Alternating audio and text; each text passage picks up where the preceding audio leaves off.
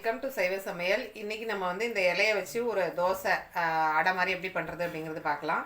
இதுக்கு பேர் வந்து கல்யாண முருங்கை அப்படின்னு சொல்லுவாங்க, முள்ளு முருங்கைன்னு சொல்லுவாங்க ஊர்லெல்லாம், கிராமத்துலலாம்.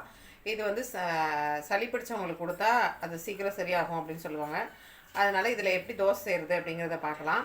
இதை எப்படி முதல்ல இது பண்ணணும் கீரையை அப்படின்னா, இங்கே பாருங்கள், இப்படி வந்து அதில் இருக்க அந்த நரம்பு உள்ளே இருக்கும்ல, அந்த நரம்பு மாதிரி அது இல்லாமல் நம்ம என்ன பண்ணிக்கணும், இப்படி ஆஞ்சி எடுத்துக்கணும். கீரையை முதல்ல இப்படி ஆஞ்சி இப்படி எடுத்துக்கணும். அதே மாதிரி பார்த்திங்கன்னா ஒவ்வொரு இலையாக எடுத்து இந்த நடுவில் நரம்பு மாதிரி தெரியுதுல, அந்த இதே நம்ம இல்லாமல் இப்படி நம்ம வந்து ஆஞ்சி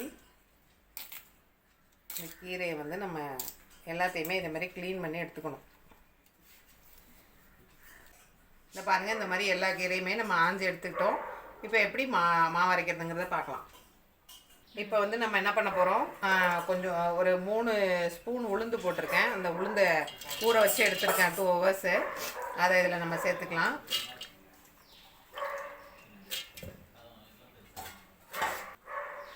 இதில் வந்து 3 டம்ளர் இட்லி அரிசி, அதாவது புழுங்கல் அரிசியை ஊற போட்டு வச்சுருக்கேன். இதையும் இதோடய நம்ம சேர்த்துக்கலாம்.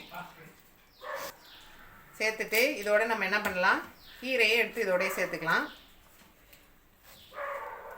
அதுக்கப்புறம் மிளகு, உங்கள் காரத்துக்கு தகுந்தாப்புல எவ்வளோ மிளகோ அதை போட்டுக்கலாம். ஜீரகம், தேவையான அளவு உப்பு, எல்லாத்தையும் போட்டு இப்போ நம்ம மாவை அரைச்சிட்டு பார்க்கலாம். இங்கே பாருங்கள், நம்ம வந்து ரொம்ப நைஸாக அரைக்காமல் இந்த மாதிரி லைட்டாக குறைன்னு அரைச்சிக்கலாம். அரைச்சிட்டு இப்போ ஒரு பவுலுக்கு மாற்றிடலாம். பாருங்கள், மாவு நல்லா அரைச்சிட்டு வந்தாச்சு. இதோட நம்ம என்ன பண்ணலாம், சின்ன வெங்காயம் இந்த மாதிரி பொடி பொடியாக கட் பண்ணி வச்சதை இதில் நம்ம சேர்த்துக்கலாம். சேர்த்துட்டு இப்போ தோசைக்கல்ல நம்ம ஊற்றி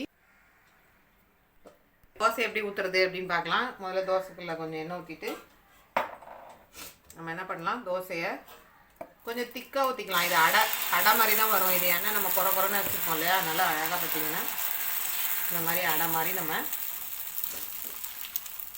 ஊற்றிக்கலாம். ஊற்றிட்டு நல்லெண்ணெய் கொஞ்சம் சேர்த்துட்டு இப்போ வெந்தோடனே பார்க்கலாம்.